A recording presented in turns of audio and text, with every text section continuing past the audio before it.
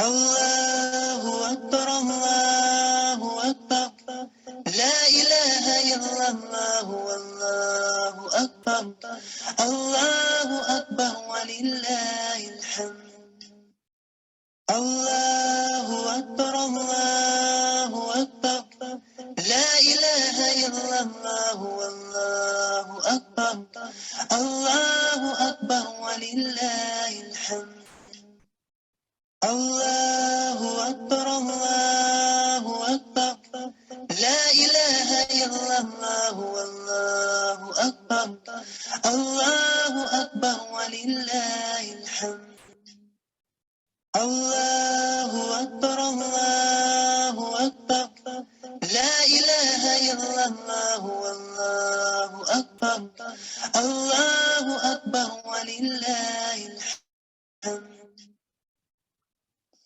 اللهم صل على محمد وعلى آل محمد كما صليت على إبراهيم وعلى آل إبراهيم إنك حميد مجيد اللهم بارك على محمد وعلى آل محمد كما باركت على إبراهيم وعلى آل إبراهيم إنك حميد مجيد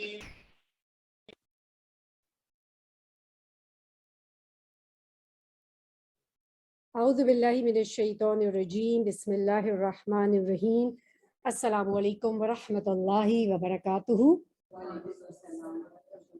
ویلکم بیک.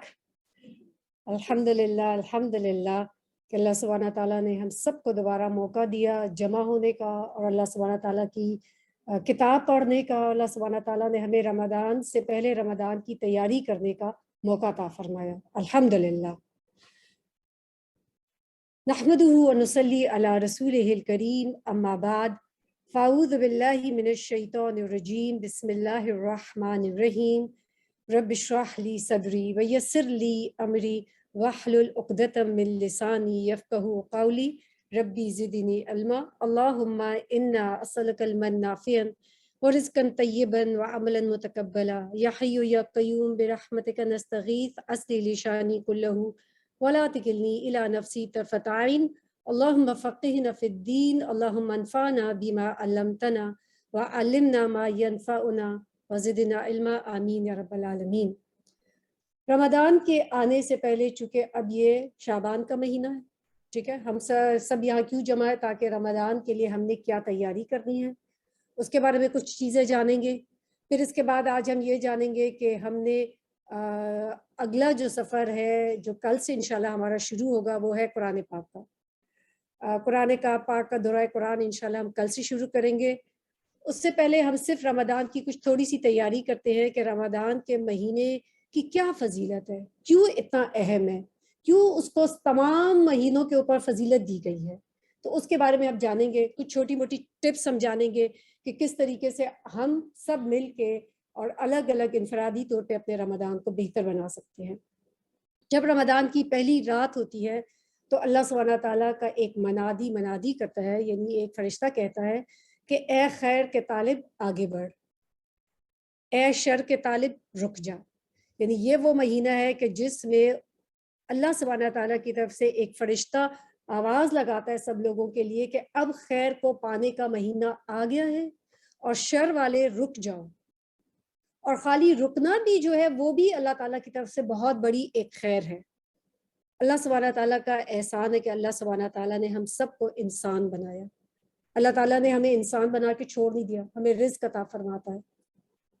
اللہ تعالیٰ ہماری ضروریات کو پوری کرتا ہے. آپ دیکھیں کہ آسمان، زمین، چاند، ستارے، ہمارا کھانا پینا، ہمارے جسم کے اندر اللہ تعالیٰ نے جو اعضاء بنائے، یہ سب کیا کر رہے ہیں؟ یہ ہمارے لیے اللہ تعالیٰ نے بنایا جو ہمیں سرو کر رہے ہیں.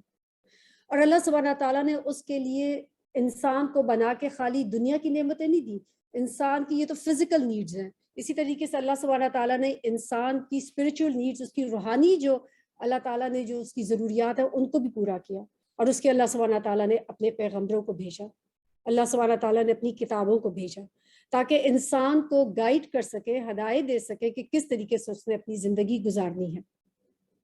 آپ دیکھیں کہ اللہ سبحانہ تعالیٰ نے انسان کے لیے جو رسول بھیجے، انہوں نے صرف یہ نہیں کہ انسان کو بتایا بلکہ عملی اپنی زندگی سے کر کے دکھایا کہ اس دنیا میں رہنے کا طریقہ کیا ہے۔ اللہ تعالیٰ قرآن میں فرماتے ہیں وَمَا خَلَقْتُ الْجِنَّ وَالْإِنسَ إِلَّا لِيَعْبُدُونَ، کہ میں نے جن و انس کو نہیں بنایا مگر کہ صرف اپنی عبادت کے لیے۔ تو اللہ سبحانہ تعالیٰ ہم سے کیا چاہتے ہیں کہ ہم اللہ تعالیٰ کی عبادت کریں۔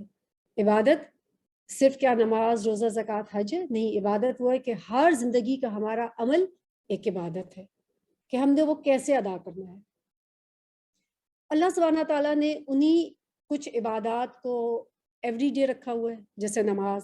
کچھ عبادات ہیں کہ جو ہمیں مہینے میں ایک دفعہ، یا کچھ ایسے ہیں کہ جو ہمیں سال میں ایک دفعہ یہ ہمیں عبادات کرنی ہوتی، کوئی زندگی میں ایک دفعہ، جیسے حج صرف زندگی میں ایک ہی دفعہ فرض ہے، لیکن رمضان جو ہے ہر سال آتا ہے اور اس کے روزے رکھنا فرض ہے۔ یہ فرض کے درجے میں کوئی یہ نہیں کہہ سکتا کہ بھئی میں روزے نہ رکھوں۔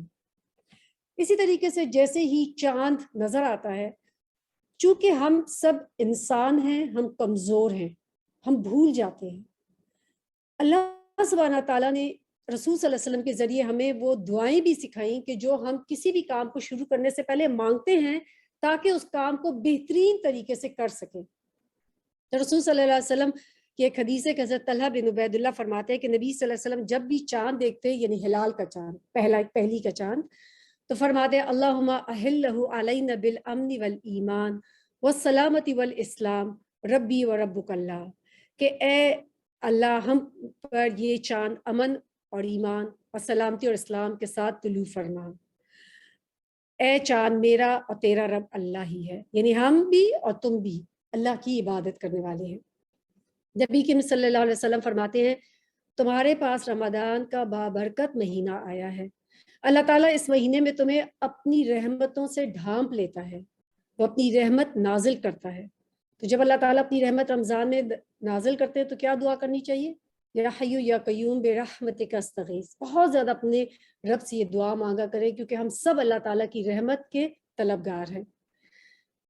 فرمایا اور گناہوں کو مٹاتا ہے، خوب استغفار کرنی ہے، خوب اللہ تعالیٰ سے معافی مانگنی ہے، دعاؤں کو قبول کرتا ہے، وہ تمہاری رغبت، چاہت اور جوش و خروش دیکھ کر فرشتوں پر فخر کرتا ہے، اس لیے تم اللہ کو اپنی طرف سے بھلائی دکھاؤ۔ جو اس مہینے میں اللہ کی رحمت سے محروم ہو گیا وہ انتہائی بدبخت ہے، یعنی بدبخت ہے وہ کہ جس کو یہ مہینہ ملے اور وہ اپنی بخشش نہ کروا سکے۔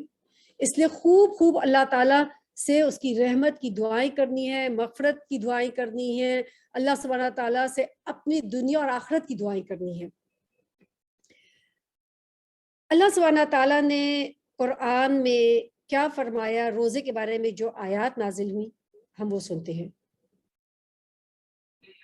يا أيها الذين آمنوا كتب عليكم الصيام كما كتب على الذين من قبلكم لعلكم تتقون أياما معدودات فمن كان منكم مريضا أو على سفر فعدة من أيام أخر وعلى الذين يطيقونه فدية طعام مسكين فمن تطوع خيرا فهو خير له وأن تصوموا خير لكم إن كنتم تعلمون شهر رمضان الذي أنزل فيه القرآن هدى للناس وبينات من الهدى والفرقان فمن شهد منكم الشهر فليصم ومن كان مريضا أو على سفر فعدة من أيام أخر يريد الله بكم اليسر ولا يريد بكم العسر ولتكملوا العدة ولتكبروا الله على ما هداكم ولعلكم تشكرون وإذا سألك عبادي عني فإني قريب أجيب دعوة الداع إذا دعان فليستجيبوا لي وليؤمنوا بي لعلهم يرشدون. اللہ تعالیٰ ان آیات میں فرماتے ہیں یا ایھالذین آمنو، اے ایمان لانے والو، تم پر روزے فرض کیے گئے ہیں جو تم سے پہلے لوگوں پر بھی فرض تھے تاکہ تم پرہیزگار بن جاؤ۔ گنتی کے چند روز ہیں، پھر جو کوئی تم میں سے بیمار ہو یا سفر پر ہو تو دوسرے دنوں میں گنتی پوری کر لے۔ اور ان پر جو کسی کی طاقت رکھتے ہیں فدیہ ہے ایک مسکین کا کھانا، پھر جو خوشی سے نیکی کرے تو وہ اس کے لیے بہتر ہے، اور روزہ رکھنا تمہارے لیے بہتر ہے اگر تم جانتے ہو۔ رمضان کا وہ مہینہ ہے جس میں قرآن اتارا گیا، جو لوگوں کے واسطے ہدایت اور ہدایت کی روشن دلیلیں اور حق و باطل میں فرق کرنے والا ہے۔ سو جو کوئی تم میں سے اس مہینے کو پالے تو اس کے روزے رکھے، اور جو کوئی بیمار ہو یا سفر پر ہو تو دوسرے دنوں میں اس کی گنتی پوری کر لے۔ اللہ تم پر آسانی چاہتا ہے اور تم پر تنگی نہیں چاہتا، تاکہ تم گنتی پوری کر لو اور تاکہ تم اللہ کی بڑائی بیان کرو اس پر کہ اس نے تمہیں ہدایت دی تاکہ تم شکر کرو۔ اور جب آپ سے میرے بندے میرے متعلق سوال کریں تو میں نزدیک ہوں، دعا کرنے والے کی دعا قبول کرتا ہوں جب وہ مجھے پکارتا ہے۔ پھر چاہیے کہ میرا حکم مانے اور مجھ پر ایمان لائیں تاکہ وہ ہدایت پا جائیں۔ اللہ تعالیٰ کیا فرماتے ہیں؟ یا ایھا الذین آمنوا کتب علیکم الصیام کما کتب علی الذین من قبلکم لعلکم تتقون، کہ اے وہ لوگوں جو ایمان لائے ہو، تم پر روزے فرض کیے گئے ہیں جس طرح تم سے پہلے انبیاء کی جو قومیں تھی ان پر روزے فرض کیے گئے تھے۔ اس سے توقع ہے کہ تمہارے اندر تقویٰ کی صفت پیدا ہو۔ یعنی روزہ جو ہے صرف ہم پر فرض نہیں کیا گیا، بلکہ اس سے پہلے جتنی بھی اقوام تھی یا جتنی بھی قومیں تھی، جتنے بھی مذاہب تھے، سب میں روزہ جو ہے وہ فرض تھا۔ اگر آپ دیکھیں کہ آج بھی بہت سارے ایسے مذاہب ہیں جن کے اندر روزہ ہے، دو کہ ان کا ایک ڈفرینٹ طریقہ ہے، ڈفرینٹ ٹائم میں وہ روزہ رکھتے ہیں۔ کسی کا 24 گھنٹے کا ہے، کسی کے روزے میں آپ دیکھتے ہوں گے کہ وہ کھاتے نہیں ہیں، پی سکتے ہیں۔ تو اسی طریقے سے اللہ سبحانہ تعالیٰ نے تمام جتنے بھی پہلے ادیان تھے ان میں بھی عبادات تھیں، ان میں بھی نماز تھی، ان میں بھی روزہ تھا، ان میں بھی حج کرنا تھا۔ تو اللہ سبحانہ تعالیٰ نے ہر امت کے اندر روزہ رکھا گیا تھا، دو کہ ان کا طریقہ ڈفرینٹ تھا۔ سوم کا لفظی معنی کیا ہوتا ہے؟ رک جانا۔ سائم کہتے ہیں اس گھوڑے کو کہ جس کو عرب کیا کرتے تھے کہ کھانا نہیں دیتے تھے، اور کیا چاہتے تھے کہ تاکہ وہ بھوکا رہے، اس کو جنگوں کے لیے تیار کیا جاتا تھا تاکہ وہ جنگ میں زیادہ دیر تک یا زیادہ دنوں تک بھوکا پیاسا رہ کے جنگ میں لڑ سکیں۔ اور سیام کہتے ہیں ہماری دین کی زبان میں کہ بھئی صبح فجر سے لے کے طلوع فجر سے لے کے جب سورج غروب ہونے لگتا ہے اس وقت تک جو انسان اپنے آپ کو کھانے پینے اور ایک جسمانی خواہشات سے روکے رکھتا ہے، اس کا نام کیا ہے؟ روزہ۔ رمضان کی مہینے میں یہ عبادت تمام اہل ایمان پر لازم کی گئی ہے، اور اسی کے بارے میں اللہ سبحانہ تعالیٰ قرآن میں کیا فرماتے ہیں کہ روزہ جو ہے انسان کو روحانی طور پر مضبوط کرتا ہے، اور پھر اسی طریقے سے اس کے اندر اللہ سبحانہ تعالیٰ ایسی کیفیت ڈال دیتے ہیں کہ جس میں انسان اپنے گناہوں سے اور اپنی جو تمام جو جنسی خواہشات اور پھر ایسی چیزیں کہ جو انسان کو گناہوں کی طرف راغب کرتی ہے اس پہ کنٹرول آ جاتا ہے روزے کے ساتھ۔ یعنی پریکٹیکلی روزہ کیا ہے؟ ہماری ایک ٹریننگ ہے جس میں ہم سارا سال ہم نے کیسے اپنی زندگی گزارنی ہے اس کے لیے ہمیں پورا مہینہ ایک ٹرین کیا جاتا ہے۔ قرآن میں جو اسی مقصد کو کس نام سے پکارا جاتا ہے؟ تقویٰ۔ یعنی تقویٰ کے بارے میں امام ابن تیمیہ کیا فرماتے ہیں کہ آفات سے چھٹکارا پانا ممکن ہی نہیں ہے جب تک کہ انسان کے اندر اخلاص نہ ہو۔ اخلاص کیا ہوتا ہے؟ اللہ سبحانہ تعالیٰ کے لیے خالص ہونا۔ آپ کوئی بھی نیکی کا کام کریں کس کے لیے کریں؟ اللہ کے خاطر، یہ ہے اخلاص۔ تو جب تک انسان کے اندر اخلاص نہیں آئے گا انسان مشکلات سے نہیں نکل سکتا، مصیبتوں سے نہیں نکل سکتا۔ پھر امام ابن تیمیہ کہتے ہیں کہ اخلاص جو ہے وہ ممکن ہی نہیں ہے جب تک انسان دنیا والوں سے بے رغبتی اختیار نہ کرے. بے رغبتی کا مطلب سمجھتے ہیں؟ یعنی دنیا والوں سے کوئی امید نہ ہو کہ یہ مجھے کچھ دے سکتے ہیں. صرف اور صرف کس سے امید ہوگی؟ اللہ سبحانہ تعالیٰ سے, کہ اللہ تعالیٰ مجھے عطا کرے گا. جب تک دنیا والوں سے بے رغبتی نہیں ہوگی تب تک ہمارے اندر اخلاص نہیں ہو سکتا, اللہ کے لیے ہم خالص نہیں ہو سکتے. پھر وہ فرماتے ہیں کہ یہ جو بے رغبتی ہے یہ ہو ہی نہیں سکتی جب تک کہ انسان کے اندر تقویٰ نہ جائے. تقویٰ کیا ہے؟ کہ اللہ کی خاطر ہر کام جو اللہ تعالیٰ نے حکم دیا اس کی اطاعت کرنا, اور ہر اس کام کو چھوڑ دینا جس سے اللہ تعالیٰ نے منع کیا ہے. اور پھر امام ابن تیمیہ کہتے ہیں کہ تقویٰ جو ہے وہ ممکن ہی نہیں ہے جب تک کہ انسان امر بالمعروف اور نہی المنکر نہ کرے. اب میں جب یہ حدیث آج وہ کری تھی پریپیئر میں سوچی تھی تقویٰ کا اور امر بالمعروف اور نہی المنکر کا آپس میں کیا جوڑ ہے, کیونکہ جب آپ لوگوں کو نیکی کا حکم دیں گے, برائی سے روکیں گے, تو آپ کے اندر بھی وہ ایک شوق پیدا ہوگا نا نیکی کرنے کا. اور پھر جب آپ کے ارد گرد کے لوگ جو ہے جب وہ نیکیاں کریں گے تو میرے اور آپ کے لیے بھی نیکی کرنا آسان ہو جائے گا. کیا ہم میں سے کوئی بھی ایسے ماحول میں سروائیو کر سکتا ہے کہ جس میں تمام لوگ ایک ڈفرینٹ ڈائریکشن میں جا رہے ہیں اور اس میں آپ بیٹھ کے نیکیاں کرنے شروع ہو جائیں؟ پاسبل ہی نہیں, بہت مشکل ہے. آپ چھوڑ دیں گے. آپ جو ہے اپنے ماحول سے, رسول صلی اللہ علیہ وسلم نے کیا فرمایا تھا کہ انسان اپنے دوست کے دین پر رہے. اینڈ آف دا ڈے آپ بہت ساری چیزوں سے لینے لگیں گے. اسی لیے تقویٰ پاسبل ہے ہی نہیں جب تک کہ ہم امر بالمعروف اور نہی المنکر نہیں کریں گے. اب آپ دیکھیں کہ ہماری روح کو ترقی دینے کے لیے کیا ہمیں درکار ہے.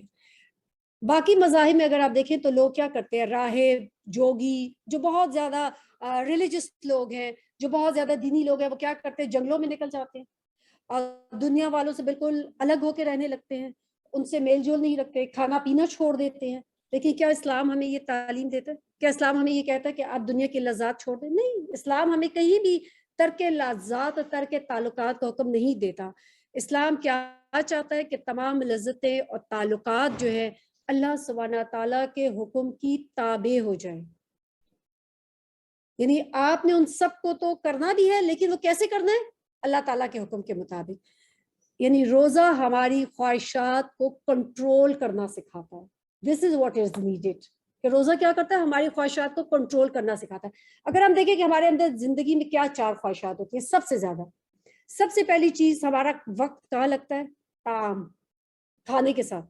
صبح سے لے کے جو ہم کھانے کا سلسلہ شروع ہوتا ہے, ناشتے میں پراٹھے اور پتہ نہیں حلوہ پوری, اور پھر دوپہر میں ہم کیا کھائیں گے, اور پھر رات کو کیا کھائیں گے, اور رات کو آج کل تو میرے خیال میں اس بات کو سمجھنا کوئی مشکل نہیں ہے کہ ہمیں اور ایون ہمارے بچوں کی زندگی صرف اور صرف کھانے کے گرد گھومتی رہتی ہے. اور کھانا پینا ڈیفینیٹلی انسان کی بنیادی ضرورت ہے, لیکن اس کو اتنا زیادہ اس کے اندر انڈلج ہو جانا اور اسی ذوق اور شوق اور لذتوں میں, یاد رکھیں کہ یہ انسان کی روح کو نقصان دیتا ہے. کھانا پینا ہے ضرورت, لیکن کھانے پینے کی اتنی زیادہ خواہشات ہو جانا کہ انسان اپنی تمام عبادات سے کو بھول جائے, اور انسان اس کی, وہ کہتے ہیں نا کہ کھانے کے ایک بالکل اس کے پیچھے سارا کچھ چھوڑ کے بس کھانے پینے کے گرد انسان جب بھاگتا رہتا ہے تو وہ کیا کرتا ہے کہ وہ اپنی جو چیزیں روح کو درکار ہے ان سے غافل ہو جاتی ہے. یعنی روح کی ضروریات جو ہیں پریکٹیکلی ہم ان کو نقصان دیتے ہیں جب بہت زیادہ ضرورت سے زیادہ ہم کھانا کھاتے ہیں. اسی لیے ایگزیکٹلی کھائیں بس. تو اسی لیے رسول صلی اللہ علیہ وسلم نے کیا فرمایا کہ کھانے پینے کی زیادتی سے دل کو مردہ نہ بناؤ, اس سے دل مردہ ہو جاتا ہے. جس طرح ضرورت سے زائد پانی سے کھیتی مردہ ہو جاتی ہے. کتنی خوبصورت بات ہے کہ اگر آپ دیکھیں کہ کسی بھی آپ کے گھر میں پلانٹ ہو, اگر اس کو زیادہ پانی دیں گے کیا ہوگا؟ مر جائے گا. کم پانی دیں گے تب بھی مر جائے گا. جتنی ضرورت ہے اتنا ہی پانی سے وہ کھیتی بہت اچھی پھلے گی پھولے گی. تو مردہ انسان پھر کیا ہوتا ہے؟ وہ اللہ سبحانہ تعالیٰ سے غافل ہوتا ہے. کون لوگ اللہ تعالیٰ سے غافل ہیں؟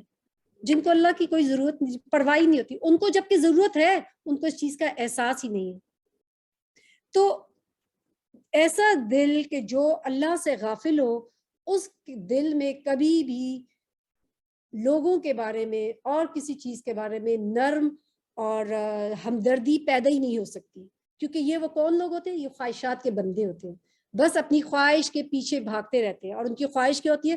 بس اپنے پیٹ کو بھرنا، اور جب پیٹ بھر رہے ہوتے ہیں تو وہ اس سے کیا ہوتا ہے؟ اپنے نفس کو بیمار کر رہے ہوتے ہیں، اور اس وجہ سے وہ کبھی بھی کوئی اچھے طریقے سے اللہ تعالیٰ کی اطاعت اور عبادات نہیں کر پاتے۔ سب سے بہترین عبادت کب ہوتی ہے؟ کبھی سب سے آسان مثال، روزے کے بعد جب آپ کھانا کھاتے ہیں اور وہ 20 منٹ کے اندر ہم اتنا ٹھوس لیتے ہیں کہ اس کے بعد جو مغرب کی نماز پڑھی جاتی ہے وہ ہم کیسے ادا کرتے ہیں؟ کیوں مشکل ہوتی ہے؟ کیونکہ ہم نے اپنی ضرورت سے زیادہ کھانا کھا لیا ہوتا ہے۔ اور رسول صلی اللہ علیہ وسلم کا کیا طریقہ تھا؟ کچھ کھجورے کھا کے اور آپ مغرب کی نماز پڑھتے تھے۔ روز نماز پڑھے، اس سے کیا ہوتا ہے؟ نفس جو ہوتا ہے نا وہ ایک دم جو ایک وہ جو آپ کے اندر ارج ہوتی ہے اور جو بھوکا پن ہوتا ہے نا وہ کنٹرول ہو جاتے ہیں۔ اب آپ کا نفس شانت ہو گیا، بیٹھ گیا، اب اس کے بعد جب آپ کھائیں گے تو پھر آپ کنٹرول دے لے کھائیں گے۔ بالکل، گیپ کے بعد جب آپ کھاتے ہیں بیمار ہو جاتے ہیں۔ پھر دوسری کیا چیز ہے جس سے ہمارا زیادہ وقت ضائع ہوتا ہے؟ کلام، گفتگو۔ بندہ مومن جو ہے اپنے کلام، اپنے گفتگو پر کنٹرول رکھتا ہے، اور یہ کنٹرول اس کو کس کے ساتھ ملتا ہے؟ روزے کے ساتھ۔ اب روزے کے ساتھ یہ تو کہیں نہیں کہا گیا کہ آپ بولنا بند کر دیں، لیکن کس چیز کا حکم ہے؟ کہ ایسی گفتگو سے بچایا گیا ہے کہ جو انسان کے روزے کو نقصان دے دیتی ہے۔ دس از ویری امپورٹنٹ۔ روزہ یاد رکھیں ایک ڈھال ہے، رسول صلی اللہ علیہ وسلم نے فرمایا جب تم میں سے کسی کا روزہ ہو تو وہ فحش گوئی نہ کرے، نہ شور کرے، نہ کسی کو گالی دے، یا اس سے لڑنے کی کوئی اگر کوشش کرے تو کہہ دے کہ میں روزے دار ہوں۔ اب یہ حدیث ہم نے کتنی دفعہ سنی ہے، کیونکہ یاد رکھیں کہ روزہ جو ہوتا ہے نا، روزے دار اور جو ایک مومن ہوتا ہے وہ کیا کرتا ہے؟ روزے کے ساتھ پریکٹیکلی اپنی زبان کے اوپر ایک پہرے دار بٹھا دیتا ہے، اور وہ جو ہے تمام ان چیزوں سے لایانی گفتگو سے بچتا ہے جو اس کے روزے کو ضائع کر دیتی ہے۔ اگر ہم سوچیں کیا لایانی گفتگو ہے؟ غیبت سب سے پہلے، جس کے بارے میں اللہ سبحانہ تعالیٰ قرآن میں کیا فرماتے ہیں کہ یہ کیسے ہے کہ انسان اپنے مردہ بھائی کا گوشت کھاتا ہے، اس طریقے سے۔ فحش کلام، فحش کلام کیا ہے؟ Dirty jokes. ہم سمجھتے ہیں کہ تو اپنی فرینڈس کے ساتھ، اپنی ہم جو لڑکیاں یا ہم آپس میں شیئر کریں، یہ فحش گوئی جو ہے یہ ہمارے روزے کو ڈیمیج کر دیتی ہے، ضائع کر دیتی ہے۔ اسی طریقے سے لڑائی جھگڑا۔ روزہ ہمیں ضبط سکھاتا ہے، کنٹرول کرنا اپنے نفس کو، صبر سکھاتا ہے۔ یہ نہیں سکھاتا کہ کبھی آپ باہر سڑک پہ ہو، روزے کا ٹائم ہے اور ٹریفک میں، اور آپ لڑائی جھگڑے اور لوگ کیسے گالی گلوچ شروع کر دیتے ہیں۔ یہ چیز کیا کرتی ہے؟ یہ ان کے روزے کو چھلنی کر دیتی ہے، چھید کر دیتی ہے روزے کے اندر۔ علامہ ابن جوزی فرماتے ہیں کہ بہت سارے روزے دار ایسے ہیں کہ جو روزہ تو بڑی پابندی سے رکھتے ہیں، لیکن وہ یہ خیال نہیں کرتے کہ جس سے وہ روزہ افطار کر رہے ہیں وہ حلال ہے یا حرام، یعنی وہ جو مال آپ کما رہے ہیں، جو آپ کے پاس آیا ہے، وہ حلال طریقے سے کمائے کہ حرام طریقے سے کمائے، وہ اس چیز کا خیال نہیں کرتے۔ اسی طریقے سے امام ابن جوزی فرماتے ہیں کہ وہ دن بھر غیبت سے پیٹ بھرتے ہیں، اجنبی چہروں سے آنکھیں سیکتے ہیں اور ذرا بات نہیں کرتے، یعنی رکتے نہیں ہیں، فضول باتوں میں لگے رہتے ہیں، اور شیطان انہیں اطمینان دلاتا رہتا ہے کہ تمہارا روزہ قائم ہے، اور یہ اس شیطانی دھوکے میں آ جاتے ہیں۔ کتنی بڑی بات ہے کہ ہم سوچیں کہ کتنی دفعہ ہمیں اس چیز کا شیطان کس طریقے سے آ جاتا ہے اور ہم سے یہ کروا دیتا ہے گناہ، اور ہم اپنے روزے کو ڈیمیج کر دیتے ہیں۔ یہاں تک کہ شیطان کس دل میں انٹر ہوتا ہے، کس جگہ پہ کوئی چور آئے گا جہاں کا دروازہ کھلا ہوگا۔ جب ہمارے دروازے کھلے ہوتے ہیں نا، وہیں سے شیطان انٹر ہوتا ہے۔ رسول صلی اللہ علیہ وسلم نے فرمایا جب تو روزہ رکھے تو چاہیے کہ اپنے کانوں، آنکھوں، زبان، ہاتھوں اور جسم کے تمام اعضاء کو اللہ کی پسندیدہ باتوں اور اس کے منع کردہ کاموں سے باز رکھے، ایسی تمام چیزوں سے رک جائیں کہ جو آپ کے روزے کو خراب کر دیتی ہے۔ جو ہو گیا سو ہو گیا، فورگیٹ کہ ہم نے کیا کیا تھا، ہم نے تو اب آپ ڈیفینیٹلی جب ہم ایسی بات سنتے ہو تو ہمیں اپنے تمام یاد آنے لگتے ہیں گناہ کہ بھئی ہم نے کس طریقے سے اپنے یہ وقت کیا۔ آج ہمیں اللہ تعالیٰ نے ایک زندگی دی ہے، ہمیں سے کتنے ایسے لوگ ہیں کہ جو پچھلے رمضان میں تھے آج نہیں؟ کتنی ہی ہمارے جاننے والے ہوں گے ان 2 سالوں میں جو کتنے ہی لوگ چلے گئے. جو لوگ قبروں میں ہیں نا، یاد رکھیں وہ حسرت کرتے ہیں کہ ان کو ایک دن ایک سجدہ اور مہیا ہو جائے، لیکن وہ ان کو نہیں ملتا. اللہ نے اگر ہمیں موقع دیا ہے یہ قرآن پڑھنے کا، اور اگر اس سجدے کے لیے اور اس رمضان کے لیے، تو بھرپور طریقے سے رمضان گزاریں. آپ دیکھیں کہ کوئی بھی اگر کام آپ کسی تیاری کے بغیر کرتے ہیں وہ کیسا کام ہوتا ہے. کسی شادی کے لیے ہم تیاری نہ کریں اور ایک دم سے کہہ دیا جائے کل شادی ہے، تو کیسی شادی ہوگی. اگر کسی کی ایک دم اچانک موت ہو جاتی ہے تو کیا ہوتا ہے، لوگ کتنے پریشان اور ایک دم پینک ہو جاتا ہے. لیکن کسی چیز کی اگر تیاری کی جاتی ہے، کسی ایگزام کی تیاری کی جاتی ہے، اسی طریقے سے کسی شادی کی تیاری کی جاتی ہے، کسی شخص سے اپنے مرنے کی تیاری کی ہوتی ہے. کچھ لوگ تو پہلے زمانے میں، اگر آپ کو یاد ہے، ہماری دادی اور مجھے یاد ہے ہماری نانی، انہوں نے اپنے کفن بھی سنبھال کے رکھے ہوتے تھے کہ اگر میں مر جائے تو کسی کو کفن ڈھونڈنے کی، یہ الگ بات ہے وہ کفن ملتا ہی نہیں ہوتا، لیکن یہ ہے کہ کفن بھی وہ لوگ تیار کرتے تھے. کیوں؟ تاکہ یہ میری آخرت کی تیاری ہے. لیکن ہمیں آج اس گفتگو نے اور گپ شپ نے اور جو ہے ان کھانے پینے نے اتنا بزی کیا، بھول ہی گئے کہ ہم نے مرنا بھی ہے. تو اس لیے اس رمضان میں ہم سب نے پورے دل کے ساتھ ارادہ کرنا ہے، نیت کرنی ہے، کوشش کرنی ہے کہ ہم بہترین طریقے سے رمضان گزاریں.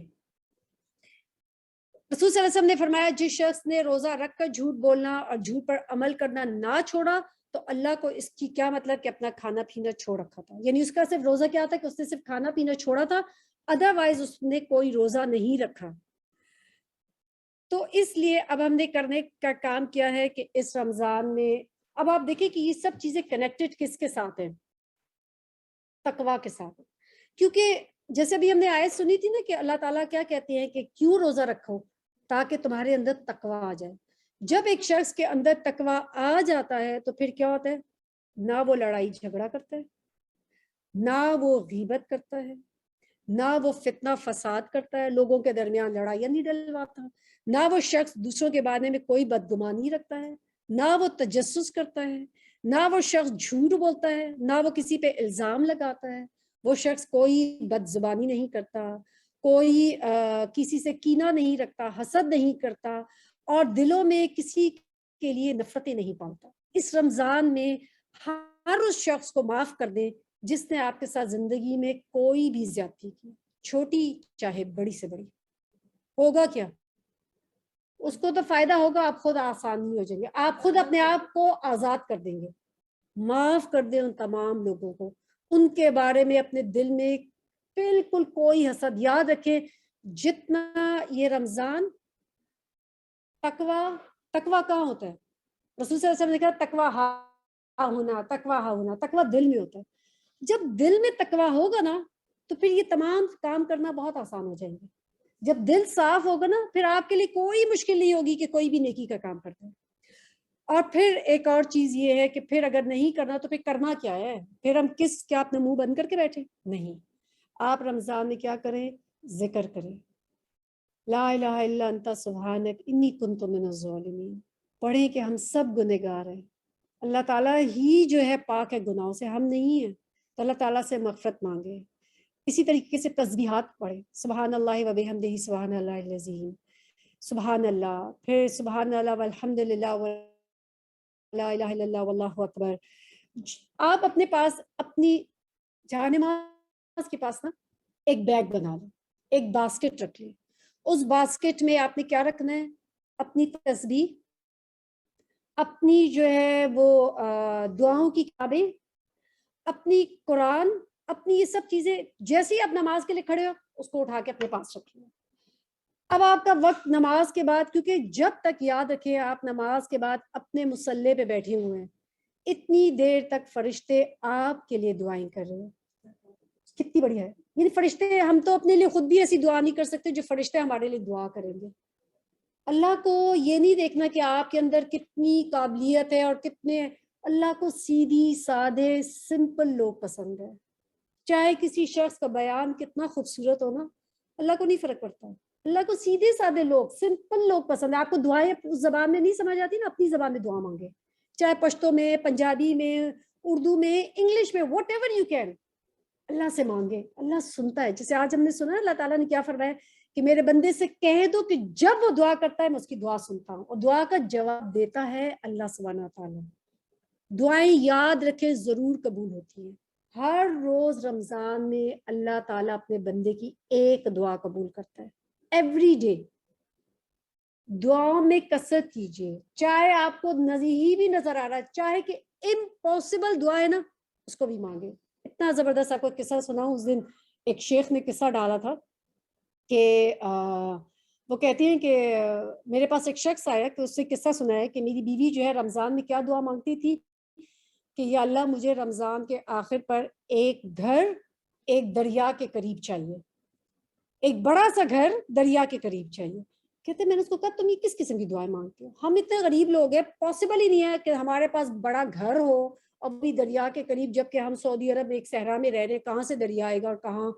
کہتے میری بیوی اتنے وثوق سے اور کانفیڈنٹلی دعا مانگتی تھی کہ جیسے واقعی اس کی. کہتے میں کبھی کبھار حیران ہوتا تھا کہ اس کے اندر اتنا یہ کانفیڈنس, اللہ پہ توکل کیسے آتا ہے. اور وہ بچوں سے بھی کہتی تھی کہ تم آمین کہو کہ اللہ تعالیٰ ہمیں ضرور دیں گے. وہ بچوں سے بھی دعائیں کرواتی تھی کہ یا اللہ ہمیں رمضان کے آخر تک ایک گھر دریا کے کنارے بڑا سا چاہیے. کہتے ہیں جب رمضان ختم ہونے کا تو میں اپنی بیوی کو چھیڑتا تھا کہ وہ کہاں ہے گھر, کب ہوگا گھر, اور وہ دریا کہاں ہے. اور یہ سچا قصہ میں آپ کو سنا رہی ہوں, میں کوئی آپ کو ایسی چیز نہیں بتا رہی کہ کوئی یہ جوک ہے یا کوئی ایسی جھوٹا قصہ ہے. شیخ کہتے ہیں کہ وہ شخص کہتا ہے کہ جب رمضان کے آخری راتوں میں ایک دن مسجد سے نکلا تو میرے پاس ایک شخص آیا. وہ کہتا ہے میں ریاض سے آیا ہوں اور میرے پاس بہت بڑا ریاض میں گھر ہے, لیکن میرے کوئی بچے وغیرہ نہیں ہیں, تو میں چاہتا ہوں کہ میں کسی ایسے شخص کو اپنا اوپر کرایہ دار بنا لوں یا اپنے پاس رکھ لوں تاکہ میرا گھر جو ہے وہ آباد ہو جائے. تو میں چاہتا ہوں کہ میرے گھر کی کنجی ہے, تم رکھ لو اور تم اس گھر کو آباد کر دو. کہتے ہیں میں نے اس کو کہا لیکن ہمارے پاس اتنے پیسے نہیں. کہتے اگر تم کرایہ نہیں دے سکتے کوئی مسئلہ نہیں, تم کرایہ بھی مت دو, جو کچھ بھی اگر تم 100 درہم یا دے سکتے ہو نا بس وہ دے دو, میرے لیے انف ہے. میں نہیں چاہتا تمہارے اوپر یہ بوجھ ہو کہ بھئی یہ کسی مفت میں کسی گھر میں رہ رہے ہیں. وہ کہتے ہیں مجھ پہ تو ایسی کپ کپی طاری ہوگی کہ کیا واقعی ایسا ہو سکتا ہے. کہتے میں واپس آئے, میں نے اپنی بیوی کو بتایا کہ وہ ایک شیخ انہوں نے یہ گھر مجھے دیا ہے, اور کہتے پھر ہمیں اس چیز پہ بہت شرم آ رہی تھی تو ہم نے لوگوں سے کچھ پیسے جمع کیے اور ہم نے اس کو کوئی 8-10 ہزار, اب 8-10 ہزار درہم میں یقین کریں کوئی ریال میں کوئی گھر نہیں ملتا. وہ کہتے ہیں ہم نے اس کو دیے اور ہم اس گھر میں رہنے لگے. کہتے ہیں اتنا شاندار خوبصورت گھر کہ میں سوچ بھی نہیں سکتا کہ ہماری تو کوئی حیثیت ہی نہیں ہے اس گھر کی. کہتے ہیں پھر ایک دن میں نے اپنی بیوی سے دوسرے دن تنگ کیا کہ وہ دریا کہاں ہے. کہتی میری بیوی نے کہا جاؤ تم امام صاحب سے پوچھ کے آؤ کہ ہمیں شیخ سے پوچھو دریا کیوں نہیں ملا ابھی تک. تو کہتے ہیں میں نے کہا میری بیوی شاید واقعی پاگل ہو چکی ہے. کہتے ہیں میں شیخ کے پاس گیا, میں نے اس سے پوچھا میری بیوی پوچھ رہی ہے کہ دریا نہیں ہے اس گھر کے پاس, میں نے تو اللہ تعالیٰ سے دریا بھی مانگا تھا. تو کہتے ہیں شیخ نے مجھ سے پوچھا کہ اچھا تمہارے گھر کے سامنے کیا ہے. تو وہ کہتے ہیں کہ ہمارے گھر کے سامنے ایک مسجد ہے. تو کہتے ہیں وہ امام صاحب جو ہے وہ ہنسنے شروع ہو گئے. اس سے کہنا وہ دریا ہے جس میں نماز پڑھ کے تم نیکیاں کماؤ گے, وہ بہتا ہوا نیکیوں کا دریا ہے جو تمہارے گھر کے سامنے. سبحان اللہ. یعنی ہم جب دعائیں مانگے نا رمضان میں تو یاد رکھیں کہ اللہ تعالیٰ امپاسبل کو پاسبل کر سکتا ہے. ہمارے لیے وہ مشکل ہے, اللہ کے لیے وہ مشکل نہیں ہے. پھر اس کے بعد کیا کرنا ہے کہ رمضان میں سب سے بہترین کیا ہے ذکر, وہ ہے قرآن. قرآن سب سے بیسٹ ذکر ہے جس کے ساتھ اپنی زبان کو تر رکھے. یہ مہینہ قرآن کا مہینہ ہے. رسول صلی اللہ علیہ وسلم ہر روز جبرائیل علیہ السلام کے ساتھ قرآن جو ہے اس میں اس کا ویٹ کرتے تھے. جس سال رسول صلی اللہ علیہ وسلم کا وصال ہوا اس سال آپ نے 2 دفعہ اس پورے قرآن سے دہرائی کی. جتنا زیادہ قرآن کے ساتھ اپنے آپ کو جوڑ سکتے ہیں پلیز اس رمضان میں قرآن سے جوڑیں. قرآن کو بہترین طریقے سے پڑھنے کی کوشش کریں. ترتیل کا مطلب کیا ہوتا ہے کہ آپ خاص طور پہ کم سے کم یہ تو کر سکتے ہیں نا کہ قرآن کی حرکات میں مسٹیک نہ ہو, وہ کوشش کریں, کیونکہ جب آپ کسی حرکات میں مسٹیک کر دیتے ہیں تو اس سے کیا ہوتا ہے معنی بدل جاتا ہے. قرآن کو چاہے اس کے لیے ٹپ کیا ہے, بہترین قاری کی تلاوت لگائیں. اور آج کل تو ایسی موبائل میں ایپس ہیں کہ آپ تلاوت جو ہے اس کے ساتھ پیچھے رک جاتا ہے, پھر آہستہ آہستہ اس کو آپ اس کے پیچھے پڑھتے رہیں. قرآن کی تفسیر کا مطالعہ کریں, خاص طور پہ جب آپ کے پیریڈز ہوتے ہیں, آئیڈیل ٹائم ہوتا ہے قرآن کی تفاسیر پڑھیں, غور فکر کریں, تدبر کریں. اور قرآن یقین کرے بہترین کلام ہے، اور تلاوت قرآن زبان کا بہترین استعمال ہے، اور رمضان کی بہترین عبادت ہے یہ، اس لیے اس کو ضائع نہ کریں۔ قرآن میں یہ بھی ہے کہ آپ کیا کر سکتے ہیں، ہمیشہ یاد رکھیں اونچی آواز میں قرآن پڑھیں۔ ہم کیا پڑھتے ہیں؟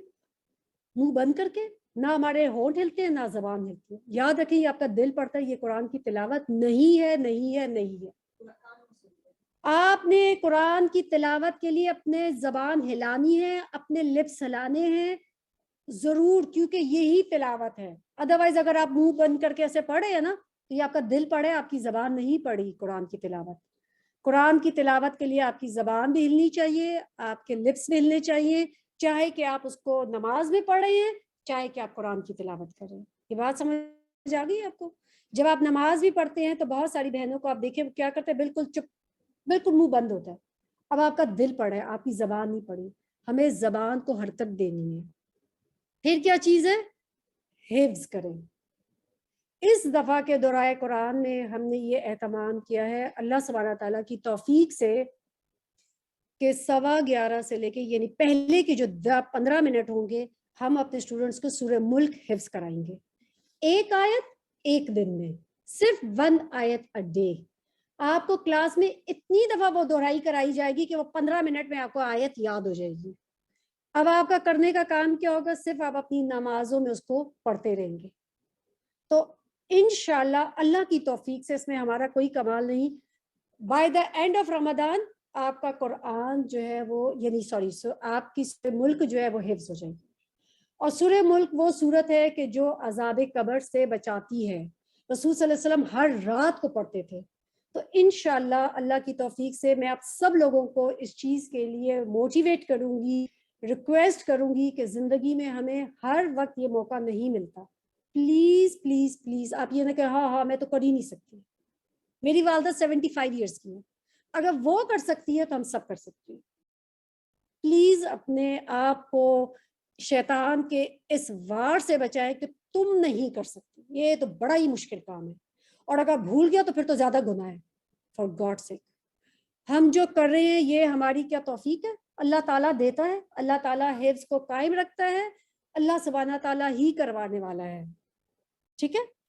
لا علم الا ما علمتنا، کہ کوئی ہمارا علم نہیں ہے مگر کہ جو اللہ تعالیٰ ہمیں عطا فرماتا ہے۔ ٹھیک ہے؟ تو کوشش کریں، نیت کریں، اللہ تعالیٰ سے دعا کریں، اور انشاءاللہ میں چاہوں گی آپ سب لوگ سورہ ملک جو ہے حفظ کر لیں اس رمضان میں 15 منٹ، اور اس میں آپ کا انشاءاللہ 28ویں روزے تک اللہ تعالیٰ کی توفیق سے سورۃ الملک حفظ ہو جائے گی۔ پھر اس کے بعد یہ ہے کہ دورائے قرآن جو بھی آپ کر سکتے ہیں، چاہے یہاں پر آئیں، جہاں بھی آپ کا ہو رہا ہے دورائے قرآن ضرور کریں۔ اس سے کیا ہوگا کہ دورائے قرآن میں ایک انسان کے اندر موٹیویشن آ جاتی ہے، اپنے آپ کو بہترین طریقے سے قرآن کے ساتھ ایک تعلق بن جاتا ہے۔ اور یہ جو ہمیں لگتا ہے نا سارا وقت قرآن کرنا بڑا مشکل کام ہے، اور قرآن پہ عمل کرنا، یہ سارے جتنے بھی آپ کے ڈر ہیں نا یہ سب نکل جائیں گے۔ اور پھر ایک اور چیز یہ ہے کہ تراویح میں قرآن کو پڑھنے کا اہتمام کریں۔ اب دیکھیں کہ ایک قرآن آپ کا تلاوت کا ہو جائے گا، ایک قرآن جو ہے آپ اپنی تراویح میں پڑھیں۔ اب تراویح میں کیسے پڑھیں گے؟ آپ اپنے ہاتھ میں قرآن لے کے اور اپنے سینے پہ ایک ہاتھ باندھ کے اور اپنے دوسرے ہاتھ سے آپ سیدھے ہاتھ سے اپنا قرآن پکڑیں گے۔ چاہے آپ قرآن سے پڑھیں، چاہے آپ اپنے موبائل کی ایپس ہیں ایسی جس میں قرآن جو ہے وہ آہستہ آہستہ خود ہی چلتا رہتا ہے، آپ اپنی استطاعت جتنا آپ تیزی سے پڑھ سکتے ہیں اس کے ساتھ ساتھ آپ قرآن پڑھتے رہیں۔ تو ایک قرآن جو ہے آپ کا دورائے قرآن میں ہو جائے گا، ایک قرآن جو ہے آپ کا تراویح میں ہو جائے گا، اور ایک قرآن جو ہے آپ کا تلاوت کا ہو جائے گا۔ تلاوت کا قرآن ایسا کر سکتے ہیں آپ کہ ہر نماز کے بعد تھوڑا تھوڑا 4 نمازوں میں اپنا ڈسٹریبیوٹ کر لیں، جس میں آپ اپنی قرآن کی تلاوت کر لیں، ایک پارہ آپ کا روز ہو جائے گا۔ اور جو باقی رہ گیا کہ جو تلاوت کا جو قرآن ہے جو آپ آلریڈی پڑھیں گے، ایک پارہ ضرور پڑھے تلاوت کا ڈیورنگ یور تراویح۔ اپنے آپ کو پلیز رمضان میں عبادات میں تھکانا ہے، کمفرٹ زون میں رہ کے عبادات نہ کریں۔ کیوں؟ کیونکہ ہم میں سے کسی کو نہیں پتا کہ اگلا رمضان ہے کہ نہیں، ابھی بھی ہمیں نہیں پتا اللہ سبحانہ، لیکن ہم ابھی سے ساری نیتیں کر رہے ہیں، کیونکہ اگر ہم مر بھی جاتے ہیں رمضان تک تو اللہ تعالیٰ اس نیتوں کا اجر ضرور دے دے گا۔ تو اس لیے نیت کر لیں کہ مجھے رمضان میں یہ سب کچھ کرنا ہے, مجھے حفظ کرنا ہے, مجھے کچھ نہ کچھ حفظ کرنا ہے. اللہ تعالیٰ سے دعا کریں, اللہ تعالیٰ آپ کے لیے آسان کرے گا. پھر اس کے بعد کیا ہے کہ رمضان کی ایک اور تیسری چیز جس میں ہمارا بہت زیادہ وقت ضائع ہوتا ہے, دیٹ از نیند. چھوڑنا ہی نہیں چاہتے. اور آپ دیکھیں کہ اگر آپ نے کوشش کی ہو کہ سبحان اللہ رمضان میں اللہ تعالیٰ کیسے وقت میں برکت ہے, آپ کی نیند کم ہو جاتی ہے. آپ رات میں اگر 2 گھنٹے بھی سوتے ہیں نا, وہ نیند آپ کے لیے انف ہو جاتی ہے. تو رمضان میں اپنی نیند کو کنٹرول کرنے کے لیے مشق کرنی ہے. تہجد کی نماز, آپ سحری کے لیے تو سبھی اٹھتے ہیں, سحری میں کچھ دیر پہلے اٹھ جائیں, اس سے کیا ہوگا کہ آپ کو تہجد کی عادت ہو جائے گی. یہ ساری چیزیں میری پیاری بہنوں صرف رمضان کے لیے نہیں ہے, یہ ٹریننگ ہے سارا سال کرنے کے لیے. اب ہم نے کیا کرنا ہے, تہجد میں سحری سے کچھ دیر پہلے اٹھ کے چاہے کہ آپ 2 نفل پڑھ لیں, چاہے کہ قرآن, اور پھر ساتھ جو بھی آپ کر رہے ہیں, آپ چاہے سحری اپنے گھر والوں کے لیے بنا رہے ہیں, آپ خود جو ہے سحری کر رہے ہیں, کچھ باتیں کرنے میں اپنا وقت ضائع نہ کریں. وہ دعا کی قبولیت کا وقت ہے, وہ وقت ہے کہ اللہ سبحانہ تعالیٰ جو ہے آسمان دنیا پر آ کر فرماتے ہیں, ہے کوئی میرا بندہ جو مجھ سے کچھ مانگے تو اس کو عطا کروں.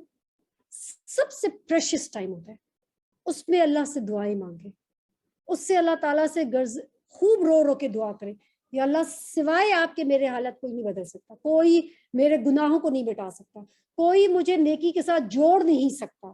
یہ سب چیزیں آپ نے خود اپنے لیے کرنی ہے, کوئی آپ کو فائدہ نہیں دے سکتا, کوئی آپ کے لیے دعا نہیں کر سکتا, کوئی آپ سے عمل کروا نہیں سکتا, کسی کے عمل کا آپ کو فائدہ نہیں ہو سکتا. ہم سب نے اپنی جنت خود بنانی ہے, اپنی آخرت خود بنانی ہے. اور پھر اس کے بعد کیا ہے کہ یہ جو رات کا اٹھنا ہوتا ہے نا, یاد رکھیں یہ آپ کے نفس پر قابو دینے کے لیے مددگار ہوتا ہے. سورہ مزمل میں اللہ تعالیٰ فرماتے ہیں, در حقیقت رات کا اٹھنا نفس پر قابو پانے کے لیے بہت کارگر اور قرآن ٹھیک پڑھنے کے لیے زیادہ موزوں ہے. فجر کے وقت قرآن کی تلاوت جو ہوگی نا, یہ آپ کی زبان کی لکنت کو ختم کرتی ہے. اگر آپ میں سے کسی کی بھی تلاوت اچھی نہیں ہے نا, تو فجر کے وقت خاص طور پہ پریکٹس کریں, کیونکہ یہ وہ وقت ہے کہ جس میں زبان آپ کی کھلتی ہے. کوئی پرواہ نہ کرے کہ میں کیسا پڑھ رہی ہوں, صحیح طریقے سے قرآن پڑھنا اہم ہے, ایک کسی گانے کی ٹیون میں قرآن پڑھنا نہیں ہے. ٹھیک ہے, قرآن صحیح طریقے سے پڑھنا ہے. یاد رکھیں کہ تراویح جو ہے نماز کا تراویح جو ہے رمضان کا بہترین تحفہ ہے. چاہے آپ کہیں جا کر پڑھیں, چاہے گھر پر پڑھیں, تراویح ضرور اس کو پڑھنے کا اہتمام کریں. اور اسی طریقے سے اپنے بچوں کو پلیز, اپنے بچوں کو رمضان کے بارے میں ابھی سے کہنا شروع کر دیں. سمجھ آئیے, ابھی سے آپ نے اپنے بچوں کو آپ سب کے میرے خیال میں واٹس ایپ کے گروپس ہوں گے جس میں آپ کر اپنے بچوں کے ساتھ ایک گروپ ہوگا, ان کو ابھی سے میسج ڈالنے شروع کر دیں کہ رمضان کے لیے بیٹا ہم نے یہ تیاری کرنی ہے, تراویح ضرور ہم سب پڑھیں گے, ہم قرآن پڑھیں گے. جو کچھ بھی آپ کر سکتے ہیں, آپ کے بچوں کی کیا عمر ہے میں نہیں جانتی, اس کے مطابق آپ اپنے بچوں کو پریپیئر کریں کہ وہ ابھی سے رمضان آنے کا شوق رکھیں. شوق ہونا بہت امپورٹنٹ ہے. جب ہمیں شوق ہوتا ہے نا تو ہم وہ کام کرنا چاہتے ہیں, جب شوق ہی نہیں ہوتا تو بس پھر ٹوٹے پھوٹے کام ہوتے ہیں. ہاں 100% ہر عورت جو ہے اپنے گھر کی رائی ہے. رائی کا مطلب کیا ہوتا ہے, جیسے گڈریا ہوتا ہے نا, ٹھیک ہے, نہیں جیسے گڈریا ہوتا ہے وہ اپنی کیا کرتا ہے, ریوڑ کی حفاظت کرتے ہیں, ویسے ہی ہم سب اپنے گھر کے رائی ہیں, اور ہر رائی سے اس کی رعایا کے بارے میں سوال کیا جائے گا. یاد رکھیں یہ بات, ہر ماں سے اس کے بچے کے بارے میں سوال کیا جائے گا. اس لیے اپنے بچوں کو ضرور کہتے رہیں. کب تک کہنا ہے, کب تک اپنے بچوں کو کہنا ہے, کس ایج تک, جب تک آپ مر نہیں جاتے. ٹھیک ہے, جب تک ہم مر نہیں جاتے تب تک اپنے بچوں کو کہتے رہنا ہے. باقی اللہ سبحانہ تعالیٰ سے ان کے لیے دعائیں کرنی ہے, اور ابھی دعا کے بارے میں آلریڈی ہم بات کر چکے ہیں. خاص طور پہ لیلۃ القدر. آپ دیکھیں کہ میں کبھی سوچتی ہوں کہ لیلۃ القدر آخری 20 راتوں میں کیوں ہے. پہلی کی کیوں نہیں ہے؟ پہلے تو انسان کی انرجی بھی زیادہ ہوتی ہے، آخری میں تو انسان تھوڑا سا تھکنے لگتا ہے، لیکن وہ جو پہلے 20 دن ہوتے ہیں نا وہ ٹریننگ ہو گئی ہوتی ہے، اور آخری 10 دن میں بہترین طریقے سے آپ کی عبادات کے لیے رسول صلی اللہ علیہ وسلم اتنی دیر کھڑے رہتے تھے کہ ان کے پاؤں سوج جاتے تھے. میرے خیال میں ہم میں سے کوئی بھی اتنا نہیں کھڑا ہوتا، لیکن ہم کوشش تو کر سکتے ہیں نا، شوق تو رکھ سکتے ہیں نا، دعا تو کر سکتے ہیں نا کہ یا اللہ ہمیں توفیق عطا فرما دے کہ ہم بہترین طریقے سے اس رات میں عبادت کر سکیں، نوافل کا اہتمام کریں. قرآن کی سب سے ایک بہترین طریقہ کیا ہوتا ہے کہ تراویح میں جیسے ابھی ہم نے بات کی تھی نا قرآن پڑھنے کے لیے، تو اس سے پہلے آپ کیا کر سکتے ہیں، آپ ترجمہ پہلے پڑھ لیں، جو پارٹ آپ نے تلاوت کرنا ہے، اور اس کی تلاوت بعد میں کریں. تو اس سے کیا ہوگا، آپ کو آپ کا خشوع بڑھے گا نماز میں، آپ شوق سے نماز پڑھیں گے. ورنہ کیا ہوگا، پڑھے ہوں گے اور ذہن کل کی افطاری میں کیا بناؤں، کل میں چاٹ بنا دوں، کل میں پکوڑے بنا دوں، اسی میں سوچتے رہیں گے. کیا کرنا ہے آپ نے، پہلے سے آپ نے ترجمہ پڑھ لینا ہے. ترجمہ پڑھ لینے سے اگر آپ مسجد جاتے ہیں، مجھے نہیں معلوم کہ یہاں پہ مسجد میں اگر ہے، تو اگر آپ مسجد جاتے ہیں تو آپ کیا کریں، اس پارٹ کو پہلے سے پڑھ کے آ جائیں کہ یہ والا آج امام صاحب تلاوت کریں گے، تو مجھے پہلے سے وہ ایک شوق آپ کنیکٹ ہو سکے قرآن کے ساتھ. قرآن کے ساتھ ہم نے اپنا کنیکشن کرنا ہے، اور یہ آپ دیکھیں کہ کون کون سے طریقے ہیں قرآن کے ساتھ کنیکٹ ہونے کے، چاہے وہ حفظ ہے، چاہے وہ تلاوت ہے، چاہے اس کے آیات کو پڑھنا ہے. اور میرے خیال میں ہر آیت میں، ہر جگہ پر ہمیں بہت ساری اپنی زندگی کے بارے میں نا کھلی تصویر نظر آ جاتی ہے. ہم کیا کر رہے ہیں، ہم اپنی زندگی کیسے گزار رہے ہیں، ہم کون کون سے گناہ کریں. چاہے لوگوں سے آپ کتنا پوچھیں نا، میں فلاں کام کر رہی ہوں تو کیا یہ غلط ہے، کوئی آپ کو نہیں بتائے گا. یہ قرآن جو ہے نا، یہ ایک مرر کی طرح ہے، آئینے کی طرح ہے، جو ہمیں بتاتا ہے کہ تم کیا کرے. اس میں ہم سب نے اپنے آپ کو دیکھنا ہے. پھر اس کے بعد ایک اور جو چیز قرآن ہمیں، اور ایک اور چیز کیا ہے کہ قرآن کے ساتھ پلیز کوالٹی پہ زور دیں، اچھے طریقے سے پڑھیں، نہ کہ 10 قرآن میں پڑھ لوں اور وہ کوئی مقابلہ نہیں ہو رہا. یاد رکھیں یہ جب ہم سب کر رہے ہیں نا باتیں، اللہ کی خاطر ہے، کسی کو دکھانا نہیں ہے، کسی کے ساتھ کوئی ریس نہیں ہے، یہ آپ کا اور آپ کے اللہ کا معاملہ ہے. چاہے آپ 2 نفل پڑھتے ہیں، 10 پڑھتے ہیں، 20 پڑھتے ہیں، 8 پڑھتے ہیں، 30 پڑھتے ہیں، یہ نفل عبادت ہے. اس بات پہ لوگوں سے لڑائی جھگڑے کرنا کہ 8 تراویح ہیں تو 20 تراویح ہیں، پلیز نفل نماز جتنی پڑھیں، جتنی کر سکتے ہیں، لیکن جو بھی کریں ایک بیلنس طریقے میں کریں. اتنی زیادہ بھی نہ کر لیں کہ جو آخری 10 راتیں وہ جب پہنچے تو آپ بالکل ختم ہو چکے ہو. نہیں، بیلنس طریقے سے کریں، لیکن اپنی استطاعت سے بڑھ کے کریں. پھر ایک اور چیز ہے لوگوں میں ملنا جلنا. پلیز اس رمضان میں لوگوں سے افطاری پارٹی کرنا اور جانا اور آنا، یہ سب چیزیں کیا کرتی ہیں، یہ پھر آگے جنم دیتی ہیں فضول کی لایانی گفتگو، بیکار کی باتیں، گپ شپ، فلاں تم نے کیا بنایا، میں نے کیا بنایا، اور پھر کپڑے، اور پھر جوڑے، اور پھر کیا پہنے کیا نہیں پہنا. پلیز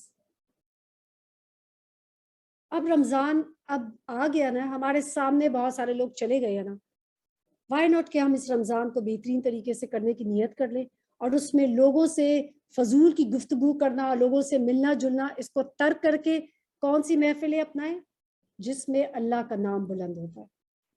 قرآن کی محفلوں میں جائیں، قرآن پڑھیں، اپنے بچوں کے ساتھ کوئی ایسا وقت، کوئی ایسا گھنٹہ، کوئی ایسا ٹائم رکھ دیں کہ جس میں بیٹھ کے آپ ان کے ساتھ دین کی بات کر سکیں، ان کو کوئی اچھا قصہ سنا سکیں، کسی صحابی کے بارے میں بتا سکیں، کسی صحابیات کے بارے میں بتا سکیں. لیکن ہم کب بتائیں گے، جب ہمیں خود پتا ہوگا. ہمیں تو خود ہی پتا نہیں ہے کہ صحابہ کی زندگی کیسی تھی. تو اس لیے بہت اچھی اچھی دارالسلام پہ کتابیں، کوئی کتاب بیٹھ کے پڑھ کے تو سنا سکتے ہیں نا، کوئی ترجمے کا پارٹ پڑھ کے تو اپنے بچوں کو سنا سکتے ہیں نا، ان کے ساتھ ڈسکس کر سکتے ہیں کہ چاہو بتاؤ کہ اس کو ہم کیسے عمل نکالیں، کیا کر سکتے ہیں، how can we make our self better this Ramadan. تو یہ سب چیزیں آپ نے کرنی ہیں. یاد رکھیں رمضان کے 2 سب سے امپورٹنٹ اجزاء ہیں. سب سے امپورٹنٹ کمپوننٹس رمضان کے کیا ہیں؟ رسول صلی اللہ علیہ وسلم نے فرمایا من صام رمضان ایمانا و احتسابا غفر له ما تقدم من ذنبه. جس نے ایمان اور احتساب کے ساتھ رمضان کے روزے رکھے اس کے گزشتہ سب گناہ معاف ہو جائیں گے۔ ایمان کیا ہے؟ اللہ کی پہچان، اللہ سبحانہ تعالیٰ کے بارے میں شعوری ایمان، اللہ کون ہے، اللہ تعالیٰ سے محبت، اللہ کا ڈر، اللہ تعالیٰ کے وعدوں پر یقین، اللہ پہ توکل، یہ ہے ایمان۔ تو اپنے کام کس کے ساتھ کرنے ہیں؟ اللہ پہ ایمان رکھ، یعنی کوئی بھی نیکی کا کام تب تک قبول نہیں ہوگا جب تک ایمان نہیں ہوگا، چاہے مدر ٹریسا کے کام ہیں کہ چاہے دنیا کے کسی بھی بل گیٹس کے کام ہیں، کیوں نہیں قبول ہوں گے؟ ایمان نہیں۔ اور دوسرا کیا ہے؟ وہ احتساباً، احتساب کیا ہے؟ کہ نیت اللہ کے لیے خالص، اگر وہ کام لوگوں کو دکھاوا تھا، لوگوں کی خاطر تھا، لوگوں کو خوش کرنا تھا، لوگوں کو امپریس کرنا تھا، اس کی اللہ کے نظر میں کوئی اہمیت نہیں ہے۔ قیامت والے دن ایسے تمام گناہوں کو ایسی نیکیوں کو قیامت والے دن ایسی تمام نیکیوں کو اڑا دیا جائے گا غبار کی طرح جو اللہ کے لیے خالص نہیں تھی۔ اللہ کے لیے خالص ہونا ہے، چاہے آپ نفل نماز پڑھ رہے ہیں، چاہے آپ تلاوت کر رہے ہیں، چاہے آپ روزہ رکھ رہے ہیں، کیا کرنا ہے؟ خالص نیت کرنی ہے۔ ایک اور چیز جو بہت امپورٹنٹ ہے، نیت ہونی چاہیے کہ یہ میں روزہ کیوں رکھ رہی ہوں، تو نیت کے ساتھ روزہ رکھیں۔ اب نیت کے لیے کوئی خاص الفاظ نہیں ہے کہ نیت کی میں نے کہ میں روزہ رکھ لوں یا نماز کی کوئی نیت، لیکن نیت کیا ہے؟ دل کا ارادہ، کہ آپ نے ارادہ کرنا ہے کہ میں یہ روزہ رکھ رہی ہوں، یہ نہیں کہ ہاں چلو اٹھ گئی تو بس رکھ لیں گے، ایسا روزہ قبول نہیں ہوگا۔ اور اللہ کی محبت میں ایمان لانے والے کیا ہوتے ہیں؟ شدید ہو جاتے ہیں۔ والذین آمنوا اشد حب للہ، کہ ایمان لانے والے تو اللہ کی محبت میں شدید ہوتے ہیں۔ اور یہ شدت کب آئے گی؟ جب آپ اللہ تعالیٰ کو جانیں گے۔ اب تمام ان باتوں کا اور عبادات کا اور کیا فائدہ ہوگا؟ فائدہ کیا روزے کا؟ یاد رکھیں کہ روزہ رکھنے کے بے شمار فوائد ہیں، برکات ہیں، اس سے انسان کے ارادے میں پختگی آتی ہے۔ مشکلات تو ہر ایک انسان سے ہیں، آج اگر آپ ایک مشکل سے نکلیں تو کل دوسری مشکل میں پھنس جائیں گے۔ مشکل زندگی کا حصہ ہے، مصیبتیں آتی رہیں گی، لیکن روزہ رکھنے سے کیا ہوگا؟ آپ کے اندر صبر آئے گا۔ مشکلات پر صبر کرنا روزہ ہمیں سکھاتا ہے۔ آپ راحت اور آرام طلبی کی زندگی سے نکل کے انسان موٹیویٹڈ ہوتا ہے، پازیٹیو ہوتا ہے، محنت کرنے والا ہوتا ہے۔ اسی طریقے سے روزے کا فائدہ کیا ہوگا؟ اللہ کی محبت نصیب ہوتی ہے۔ جو اللہ تعالیٰ کے لیے خاص روزہ رکھتا ہے، اللہ سبحانہ تعالیٰ بھی اس سے محبت کرتا ہے۔ روزہ کیا ہے؟ کفارہ ہے، ہمارے چھوٹے موٹے جو بھی گناہ ہیں ان کا کفارہ یہ رمضان بنتا ہے۔ ایک رمضان سے دوسرے رمضان کے درمیان جتنے بھی چھوٹے موٹے گناہ ہو جاتے ہیں اللہ ان کو معاف کر دیتا ہے۔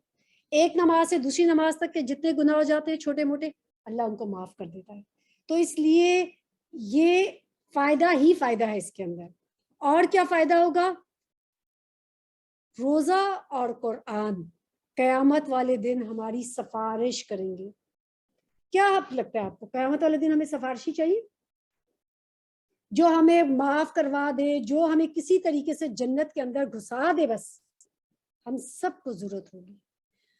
یہ وہ دن ہوگا جس میں اپنے ماں جو ہے وہ چھپے گی، شوہر بیوی سے، بیوی شوہر سے، والدین بچوں سے، بچے والدین سے چھپیں گے۔ کیوں؟ کہ کہیں مجھ سے میرا عمل نہ مانگ لے کوئی۔ اس وقت کس چیز کی ضرورت ہوگی؟ ایسے سفارشوں کی ضرورت ہوگی جو ہمارے لیے سفارش کر دے۔ تو یاد رکھیں یہ روزہ اس طرح رکھیں کہ یہ قیامت والے دن ہمارے لیے سفارشی ہوگا۔ اور قرآن، روزہ قرآن قیامت کے روز بندے کے لیے سفارش کریں گے۔ روزہ کہے گا اے میرے رب، میں نے اسے دن میں کھانے پینے اور خواہشات سے باز رکھا، بس اس کے بارے میں میری سفارش قبول فرما لے۔ اور قرآن کہے گا میں نے اسے رات کو سونے نہیں دیا، اس لیے اس کے بارے میں میری سفارش قبول کر لے. چنانچہ ان دونوں کی سفارش قبول کر لی جائے گی. اللہم ربنا اجعلنا منہم. اللہ تعالیٰ ہمیں ان لوگوں میں شامل کرے کہ جن کے لیے اللہ تعالیٰ روزہ اور قرآن سفارش کریں گے. اس لیے ہم روزہ رکھیں گے اور ساتھ دورائے قرآن کریں گے انشاءاللہ. روزہ کیا کرے گا؟ گناہوں سے مغفرت کروائے گا، یعنی دوری ہو. اللہ تعالیٰ رسول صلی اللہ علیہ وسلم کیا فرماتے ہیں کہ جس سے رمضان پایا اور اس کی مغفرت نہ ہو. خوب خوب دعائیں کرنی ہے. کس کے لیے؟ اپنی مغفرت کے لیے، کیونکہ یہ وہ مہینہ ہے کہ جس کے اندر اللہ تعالیٰ رحمت کے دروازے کھول دیتے ہیں. ہم نے شروع میں کیا بات کی تھی کہ کیا دعا کرنی ہے؟ یا حی یا قیوم برحمتک استغیث. بہت زیادہ اپنے لیے دعا کریں کہ اللہ تعالیٰ آپ کے اور میرے لیے رحمت کے دروازے کھول دے. اسی طریقے سے یہ وہ مہینہ ہے کہ جس میں جہنم کے دروازے بند کر دیے جاتے ہیں اور شیاطین جکڑ لیے جاتے ہیں. پھر ہم گناہ کیوں کرتے ہیں؟ شیطان تو بند ہے، کیونکہ وہ جو سارا سال ہم شیطان کے ساتھ ہمارا نفس پل پل کے ٹرین ہو چکا ہوتا ہے نا، پھر وہ گناہ کرتا ہے. لیکن پھر بھی یاد رکھیں رمضان کا مہینہ جو ہے نا، یہ ٹریننگ کرتا ہے اپنے نفس کو کنٹرول کرنے کے لیے. تو اس سے فائدہ اٹھانا ہے. اور کیا فائدہ ہوگا؟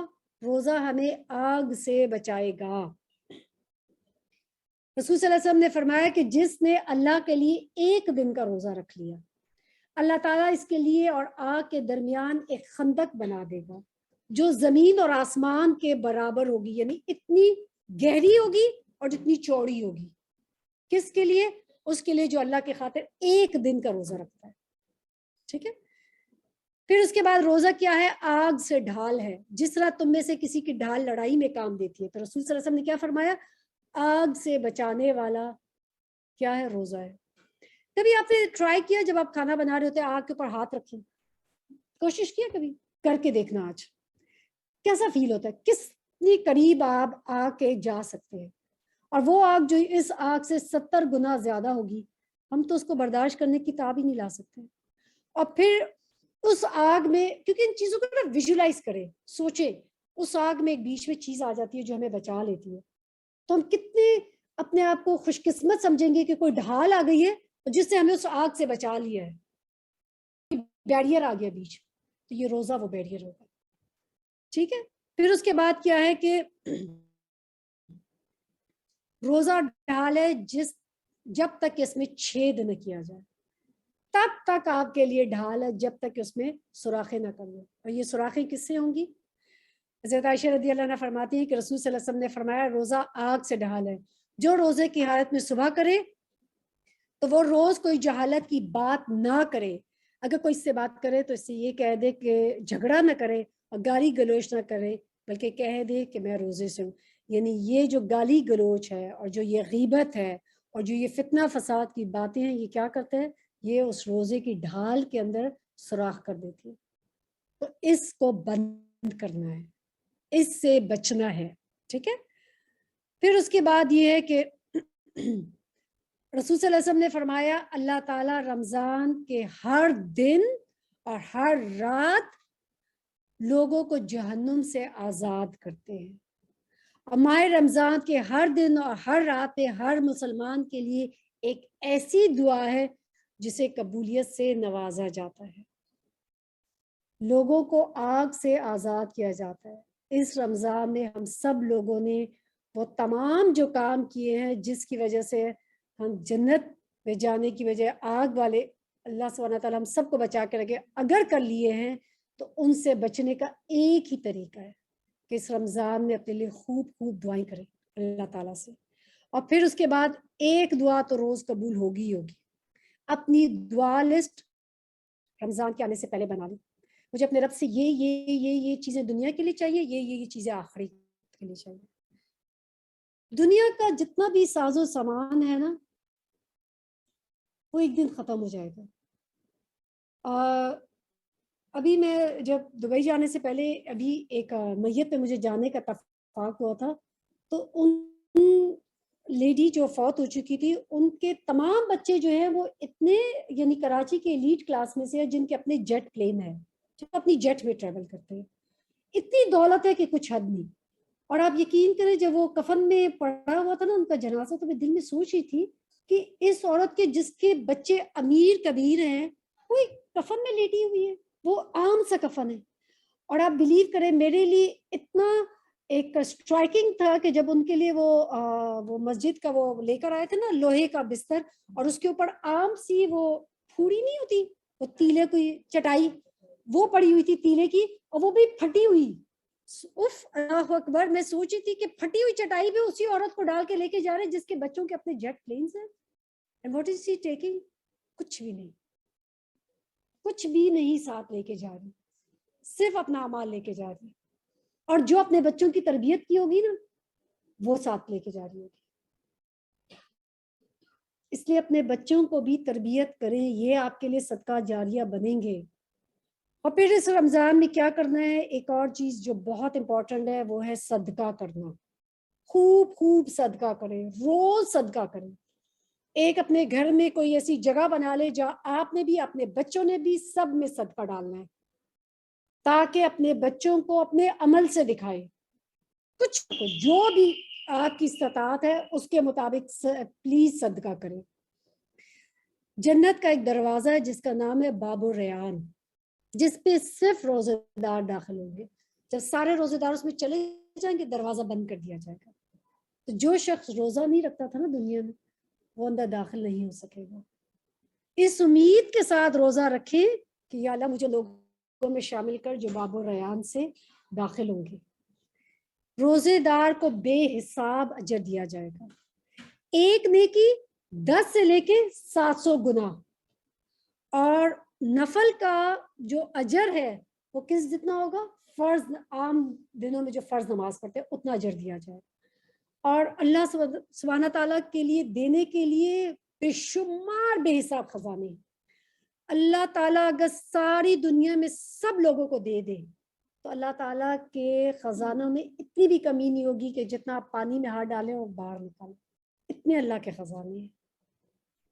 لوگوں سے بے رغبتی اختیار کریں, لوگوں سے مت ایکسپیکٹ کریں. اگر آپ کو کوئی حاجت بھی ہے نا تو لوگوں سے مت رکھیں کہ کوئی مجھے دے گا. جو لوگوں سے طمع رکھتا ہے نا اللہ تعالیٰ اس کو انہی پر ڈال دیتا ہے کہ بس اب تم انہی سے مانگو. پھر اللہ نہیں دیتا, اللہ سے مانگے, چاہے چھوٹی چیز چاہیے بڑی چیز چاہیے, اللہ سے مانگے. اور اس سے بہتر کیا ہوگا کہ جو حضرت آسیہ نے دعا کی تھی, رب ابنی لی عندک بیت فی الجنہ, اللہ تعالیٰ مجھے اپنے پاس جنت میں گھر دیجیے.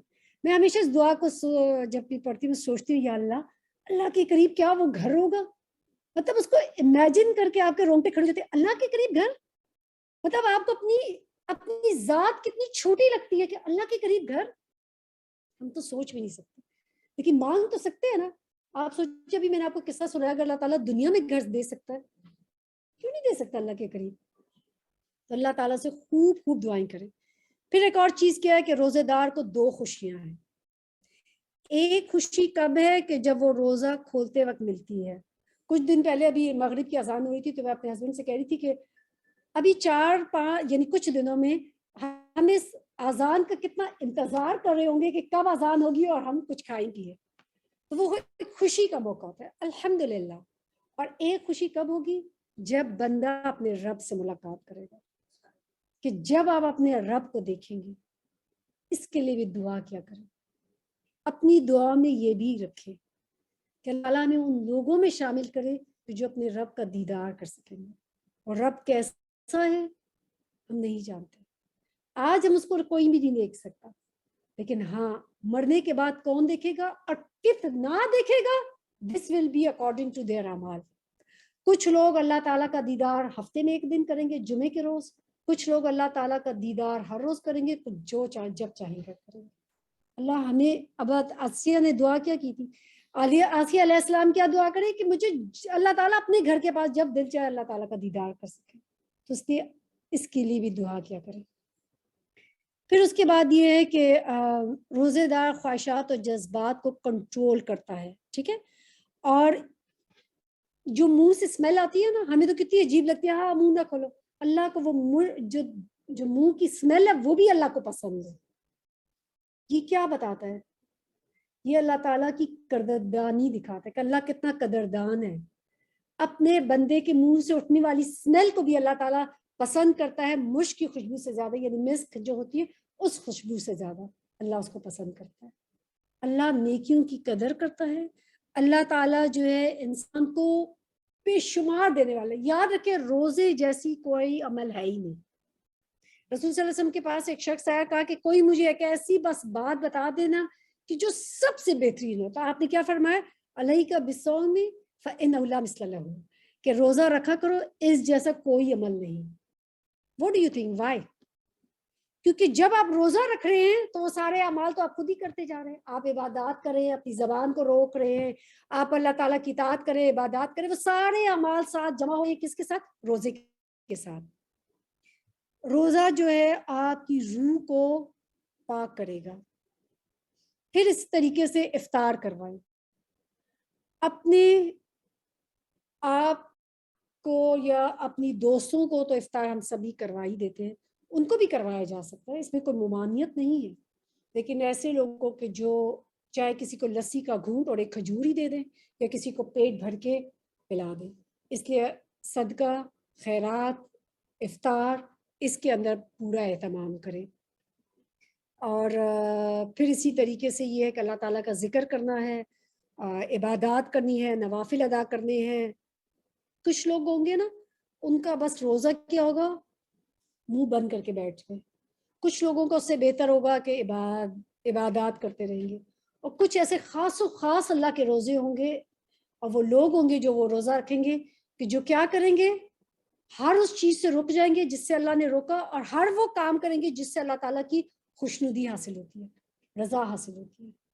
تو رمضان میں کوشش کرنا ہے اپنے رب کو راضی کرنے کی، قبر سے بچنے کی۔ یہ روزہ ہمیں قبر کے عذاب سے بچائے گا، جہنم کی آگ سے بچائے گا، جنت تک پہنچا دے گا۔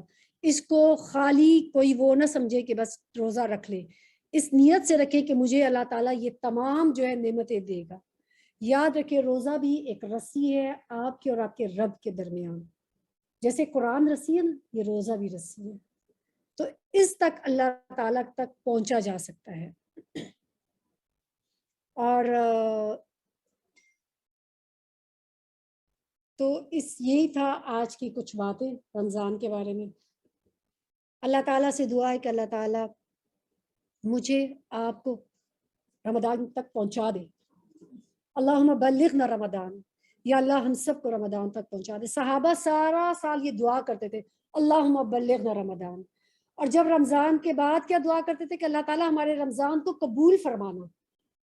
تو اللہ تعالیٰ سے دعا کریں کہ اللہ تعالیٰ ہمیں رمضان تک پہنچا دے اور ہمیں ایسے کام کرنے کی توفیق عطا فرمائے کہ جو ہمارے لیے آخرت میں اجر کا باعث ہو۔ اللہ تعالیٰ ہمیں ایسے کام کرنے کی توفیق عطا فرمائے کہ جو ہمارے رب کو ہم سے راضی کر دے، ہمارے اور ہمارے رب کے درمیان ایک کنیکشن پیدا کر دے۔ اللہ سبحانہ تعالیٰ ہمیں ایسے بہترین طریقے سے تقوی اختیار فرمائے، اللہ تعالیٰ ہمیں تقوی عطا فرمائے کہ ہم اپنے دلوں کو صاف کر سکیں۔ اللہ تعالیٰ ہمارے دلوں کو صاف کر دے ایک دوسرے کے لیے، اللہ تعالیٰ ہم سے راضی ہو جائے۔ اللہ تعالیٰ سے دعا ہے کہ اللہ تعالیٰ ہمارے رمضان کو بہترین طریقے سے رمضان عطا فرمائے کہ جو قبولیت والا رمضان ہو۔ جو بھی عبادات کریں اللہ تعالیٰ سے دعا کریں کہ اللہ تعالیٰ قبولیت والا رمضان عطا فرمائے۔ اللہ تعالیٰ سے دعا ہے کہ اللہ تعالیٰ ہمیں صدقہ، خیرات اور بہترین طریقے سے عمل کرنے کی توفیق عطا فرمائے۔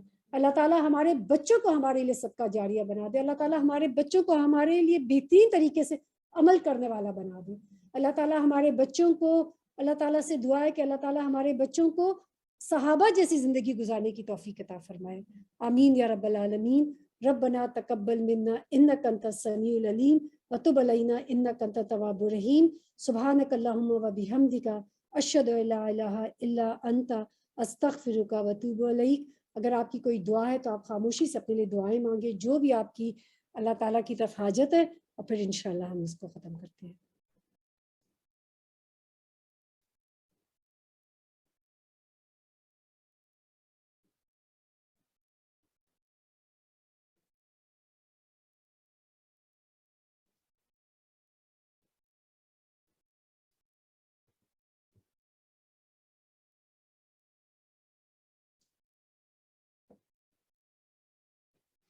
اللہم انک عفو کریم تحب العفو فاعف عنی۔ یہ دعا ضرور اپنے لیے یاد رکھیں۔ تاکہ آپ رمضان میں اس کو خوب خوب اپنے لیے مانگ سکیں.